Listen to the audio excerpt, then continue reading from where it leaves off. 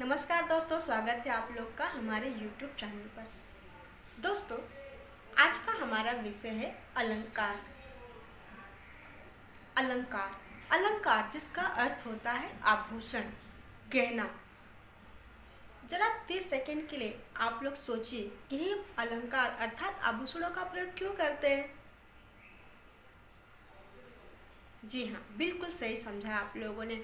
हम लोग अलंकारों अर्थात आभूषण का प्रयोग अपने शरीर की सज्जा के लिए करते हैं। अपने शरीर को अधिक आकर्षक, अधिक सुंदर बनाने के लिए अलंकारों का प्रयोग करते हैं। ठीक इसी तरह से हमारे जो कवि हैं वो अपने कविता की सुंदरता को बढ़ाने के लिए, अपनी कविता को अधिक प्रभावशाली बनाने के लिए अलंकारों का प्रयोग किया करते थे और अलंकारों का प्रयोग करते हैं। तो लेकिन ये जो अलंकार होते थे, उनके जो अलंकार होते थे वो सोने चांदी के बने हुए अलंकार नहीं होते थे। वे होते थे व्याकरणिक अलंकार। व्याकरण के कुछ नियम होते थे, उन नियमों का पालन करके वह अलंकारों का प्रयोग किया करते थे। अलंकार का अर्थ होता है व्याकरण के वह तत्व जिससे काव्य की शोभा बढ़ती है, उसे अलंकार कहते हैं, या फिर वह तत्व जिससे किसी काव्य की शोभा बढ़ती है वह अलंकार कहलाते हैं। तो आइए देखते हैं क्या है ये अलंकार। दोस्तों, सबसे पहले हम अलंकार के भेद की चर्चा करते हैं। अलंकार के दो प्रकार होते हैं, शब्दालंकार और अर्थालंकार। शब्दालंकार के अंतर्गत शब्दों के आधार पर काव्य की शोभा बढ़ाई जाती है। इसमें कभी कभी वर्णों की आवृत्ति होती है, कभी कभी शब्दों की आवृत्ति होती है और कभी एक ही बार एक ही शब्द आकर एक से अधिक अर्थ प्रकट करते हैं। तो शब्दालंकार के अंतर्गत हम इन्हीं बातों का अध्ययन करेंगे। अर्थालंकार के अंतर्गत अर्थ के आधार पर काव्य की शोभा बढ़ाई जाती है। दोस्तों, आइए शब्दालंकार के अंतर्गत कितने प्रकार के अलंकार आते हैं अर्थात शब्दालंकार के कितने भेद हैं उनको जान लेते हैं। सबसे पहले है अनुप्रास अलंकार। अनुप्रास अलंकार में क्या होता है, वर्णों की आवृत्ति होती है। वर्ण मतलब अ से लेकर के श्र तक, अर्थात जितने भी हमारे हिंदी के स्वर और व्यंजन हैं, अगर वह वर्ण अर्थात अक्षर वो बार बार आते हैं तो उस अलंकार का नाम अनुप्रास अलंकार होगा। दूसरा है यमक अलंकार। यमक अलंकार के अंदर शब्दों की आवृत्ति होती है, मतलब शब्द एक से अधिक बार आते हैं। याद रखिएगा, अनुप्रास अलंकार में वर्णों की आवृत्ति होती है और यमक अलंकार में शब्दों की आवृत्ति होती है। अब उसके बाद है श्लेष अलंकार। श्लेष अलंकार में किसी भी चीज़ की आवृत्ति नहीं होती है, बल्कि एक ही शब्द होता है, लेकिन उस शब्द का एक से अधिक अर्थ निकलता है। मतलब एक शब्द ना ही वो दो बार आता है और ना ही दो से अधिक बार आता है, एक ही बार आता है, लेकिन उसके अर्थ एक से अधिक निकलते हैं, वो होता है श्लेष अलंकार। दोस्तों, अब हम अनुप्रास अलंकार को विस्तार पूर्वक पढ़ते हैं।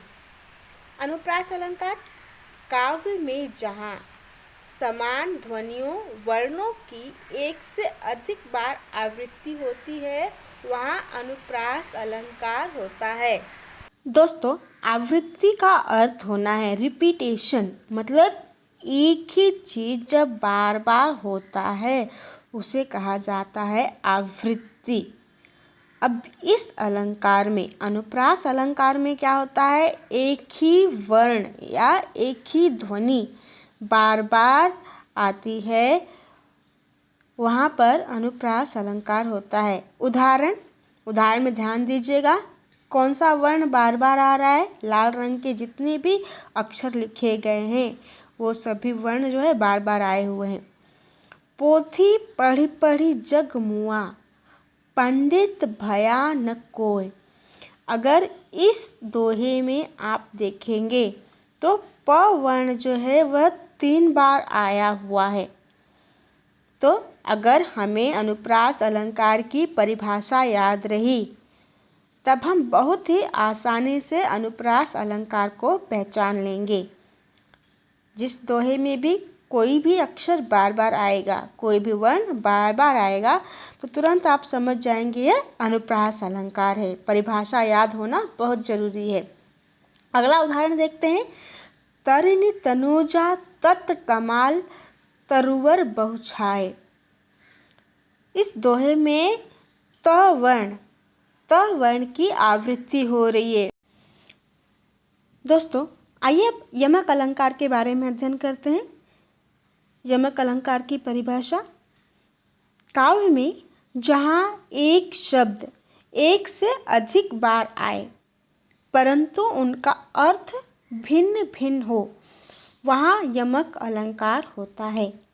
परिभाषा आप लोग याद रखिएगा, बिना परिभाषा के आप लोग अलंकार हल नहीं कर पाओगे। तो एक बार परिभाषा फिर देख लेते हैं। काव्य में जहाँ एक शब्द एक से अधिक बार आए परंतु उनका अर्थ भिन्न भिन्न हो, वहाँ यमक अलंकार होता है। अनुप्रास अलंकार में हमने क्या देखा, एक वर्ण बार बार आ रहा था, लेकिन यमक अलंकार में क्या होगा, एक शब्द बार बार आएगा लेकिन उसका अर्थ क्या होगा, अलग अलग होगा। उदाहरण देखते हैं। काली घटा का घमंड घटा।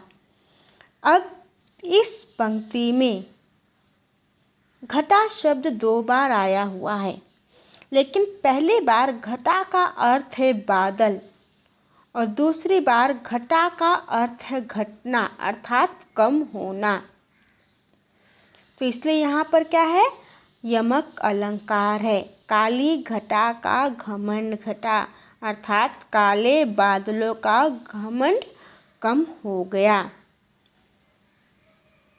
तो यहाँ पर घटा शब्द 2 बार आया है, लेकिन दोनों ही बार इनका अर्थ क्या है, अलग अलग है। एक ही शब्द का अर्थ अलग अलग है, इसलिए यहाँ पर क्या है, यमक अलंकार है। अगला उदाहरण देखते हैं। 3 बेर खाती थी वो, 3 बेर खाती थी। यहाँ पर बेर शब्द ये एक से अधिक बार आए हुए हैं, लेकिन पहली बार बेर का अर्थ है बार, 3 बार, 3 टाइम्स, और दूसरी बार जो बेर शब्द आया है वो बेर फल के लिए आया है। वो उन रानियों के लिए बताया जा रहा है जब वो राजपाट से निष्कासित कर दी जाती हैं, जंगल में भटक रही होती हैं, तो उनके बारे में बताया गया, उनकी दयनीय स्थिति के बारे में, कि जब वो महल में थी 3 बार अच्छे अच्छे व्यंजन खाया करती थी, लेकिन अब जंगल में है तो जंगलों से बेर के फल तोड़ तोड़ के, वो भी 3 बेर के फल उनको मिल रहे हैं और उन्हीं को तोड़ तोड़ कर वो खा रही हैं। अगला उदाहरण दोस्तों बहुत ही आसान है, शायद आप लोग को याद भी हो। कनक कनकते 100 गुनी मादकता अधिकाय।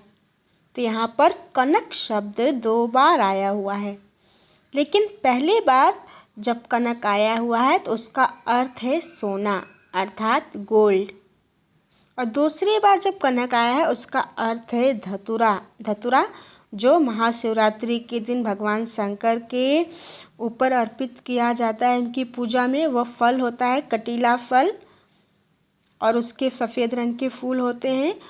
वो धतूरा जो होता है उसके अंदर मादकता भरी होती है, अर्थात उसमें नशा होता है। जो उसे खा लेगा उसको अपनी सुधि नहीं रहेगी, अपनी चेतना को वह खो देगा, पागलों जैसा व्यवहार करने लगेगा। तो इसलिए यहाँ एक ही शब्द 2 बार आने पर भी उसका अर्थ भिन्न भिन्न है, इसलिए कौन सा अलंकार है, यमक अलंकार है। दोस्तों अगला है श्लेष अलंकार। श्लेष का अर्थ होता है चिपका हुआ होना।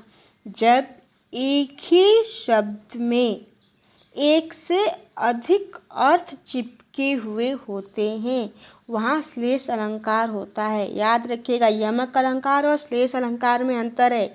यमक अलंकार में क्या हुआ था, एक ही शब्द 2 बार आया हुआ था या एक से अधिक बार आता है, लेकिन उनके अर्थ अलग अलग होते हैं। लेकिन श्लेष अलंकार में क्या होता है, एक शब्द एक ही बार आता है लेकिन उसका अर्थ क्या होता है, अलग अलग होता है। तो वहाँ श्लेष अलंकार होता है। श्लेष का अर्थ होता है चिपका हुआ, एक ही शब्द में 2 अर्थ चिपके हुए होते हैं।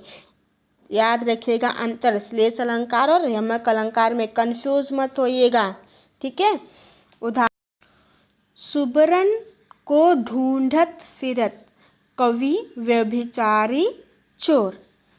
अब इस पंक्ति में सुबरन शब्द देखिए एक ही बार आया है, लेकिन उसका अर्थ अलग अलग होगा। सुबरन को ढूंढत फिरत कवि व्यभिचारी चोर। सुबरन को कौन कौन ढूंढ रहा है, कवि ढूंढ रहा है, व्यभिचारी अर्थात भोग विलास में लिप्त व्यक्ति, और चोर। तो यहाँ पर सुबरन का अलग अलग अर्थ होगा। सुबरन का अर्थ है, पहला, सुबरन अच्छे शब्द, अर्थात जो कवि होता है उसे अपनी कविता लिखने के लिए अच्छे अच्छे वर्णों की, अच्छे अच्छे शब्दों की आवश्यकता होती है। तो कवि हमेशा इस फिराक में रहता है कि उसे कहीं से भी अच्छे शब्द मिले और उसका प्रयोग वो कविता में करे। फिर दूसरा जो है, सुबरन का अर्थ व्यभिचारी पुरुषों के लिए है, अर्थात जो भोग विलास में लिप्त रहते हैं। तो वो किसकी तलाश में होते हैं, अच्छे रंग रूप, अच्छे चेहरे की तलाश में होते हैं। यहाँ पर सुबरन का अर्थ है अच्छा रंग रूप। तीसरा है सुबरन, चोर के लिए सुबरन का अर्थ क्या है, सुवर्ण अर्थात सोना। तो चोर जो है किसकी तलाश में घूमता है, सोने की तलाश में, गोल्ड की तलाश में। तो यहाँ पर सुबरन शब्द एक ही बार आया है लेकिन उसका एक से अधिक अर्थ निकल रहा है, इसलिए कौन सा अलंकार है, श्लेष अलंकार है। अब अगला उदाहरण देखते हैं। मंगन को देखी पट देत बार बार है। तो यहाँ पर पट शब्द जो है एक ही बार आया है लेकिन इसका अर्थ एक से अधिक निकल रहा है। मंगन को देखी पट देत बार बार है। यहाँ पर उस व्यक्ति के बारे में कहा जा रहा है जो दरवाजे पर भिक्षा मांगने के लिए आता है, उस समय की स्थिति का वर्णन किया गया है। पट पहला अर्थ निकलेगा वस्त्र, कपड़ा, दूसरा है पट का अर्थ दरवाजा। मतलब किसी भी भिक्षुक को देख करके कोई कोई क्या करता है, उससे वस्त्र दान करता है, कपड़े देते हैं, और कोई कोई क्या देता है, दरवाज़ा बंद कर लेता है। तो यहाँ पर पट का अर्थ 2 बार है, वस्त्र और दरवाजा। रहीमन पानी राखिए बिन पानी सब सून, पानी गए न उबरे मोती मानुष चून। तो यहाँ पर पानी शब्द के 3 अर्थ आए हैं। पहला, पानी शब्द मनुष्यों के अर्थ में, मनुष्यों के लिए पानी का अर्थ है सम्मान, अर्थात किसी भी मनुष्य को अपने सम्मान को बचाकर रखना चाहिए। अगर उसका सम्मान चला गया तो उसका सब कुछ व्यर्थ है। फिर दूसरा जो है, पानी का अर्थ मोती के लिए है चमक, चमक अर्थात अगर मोती में चमक नहीं रही तो उसकी भी कोई कीमत नहीं है। तीसरा है, पानी शब्द आटा के लिए आया हुआ है। अगर आटे को पानी से गूथा न जाए तो आटा भी बेकार है, उसका भी कुछ नहीं बन सकता है। दोस्तों यहाँ पर एक बात जो है याद रखने योग्य है कि रहीम जी ने पानी का जो अर्थ चून के लिए प्रयोग किया है वो उसके संबंध में जो है दुविधा है, संदेह है। कोई कोई यहाँ पर चून का अर्थ आटे से लेता है, कोई कोई इसका अर्थ चूने से लेता है। चूना मतलब जो हम तंबाकू वगैरह के साथ खाते हैं या फिर घरों की पुताई के लिए प्रयोग करते हैं। तो अगर उसके अंदर भी पानी न हो तो चूना क्या होता है, बेकार होता है। तो अगर दोनों ही अर्थों में इसका प्रयोग किया जाए तो भी पानी दोनों के लिए आवश्यक होता है। तो आप लोगों ने देखा श्लेष अलंकार के अंतर्गत क्या होता है, एक शब्द में एक से अधिक अर्थ छिपे हुए होते हैं तो वहाँ पर श्लेष अलंकार होता है। दोस्तों एक बार आइए जल्दी से दोहरा लेते हैं हमने क्या क्या सीखा। पहला हमने सीखा अलंकार के भेद। अलंकार के भेद में हमने दो भेद देखे, शब्दालंकार, अर्थालंकार। शब्दालंकार के अंतर्गत अनुप्रास, यमक और श्लेष ये तीन अलंकार आते हैं। अनुप्रास अलंकार, इसके अंदर क्या होता है, वर्णों की आवृत्ति होती है, मतलब एक ही वर्ण एक ही अक्षर बार बार आते हैं। यमक अलंकार के अंदर क्या होता है, शब्दों की आवृत्ति होती है, अर्थात एक ही शब्द एक से अधिक बार आते हैं लेकिन उनका अर्थ अलग अलग होता है। श्लेष अलंकार में क्या होता है, एक ही शब्द में एक से अधिक अर्थ निकलते हैं।